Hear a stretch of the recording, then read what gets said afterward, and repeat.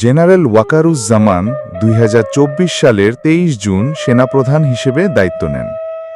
দায়িত্ব গ্রহণের ঠিক ৪৪ দিনের মাথায় ১৬ বছরের একটা স্ট্যাবল, দুর্দান্ত প্রতাপশালী সরকারকে উৎখাত করতে তিনি সক্ষম হয়ে যান। সুযোগই তাই, পরবর্তী ১ বছরেও সেই সরকার বা দলকে তিনি মাথা খাড়া করতে দেননি। অবিশ্বাস্য, অথচ দুর্মুখেরা বলে ওয়াকারা নাকি সোনা ছাড়া সেনাপ্রধান। ওয়াকার এই সব কিছু করেছে খন্দকার মোশতাকের মতো একেবারে ভেতরে ঢুকে। সে যদি শেখ হাসিনার আত্মীয় না হতো তবে এই পদে কোনোদিনই আসতে পারত না। আর এই পদে না আসলে তার পরিচয় হতো অন্য অনেকের মতো সাধারণ এক মেজর। সে নিজে আসুক বা কোনো গ্লোবাল ডিপ স্টেট আনুক, অনেক প্ল্যান করে তাকে এই পদে আনা হয়েছে। কারণ শত্রুরা জানে মিত্র সেজে চুরি ঢুকানো সবচেয়ে সহজ। কাগজে পত্রে সামান্য এক পদ মাত্র।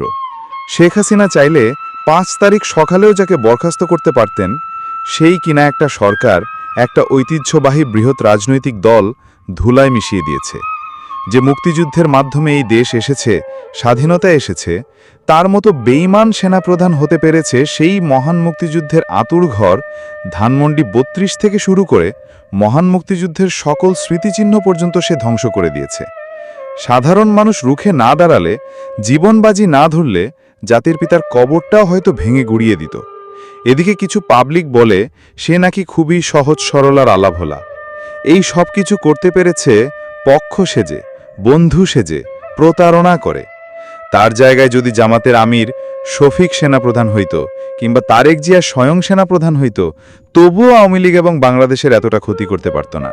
কেননা শত্রু প্রকাশ্য হইলে মোকাবেলা করতে বেগ পেতে হয় না। জনমের শিক্ষা নিন, মিত্র বাছাই করতে ৫০ বার যাচাই করুন। দরকার হয় ৫০ বছর পরে ক্ষমতায় আসুন, তবু পুরোপুরি মোশতাক মুক্ত হয়ে আসুন।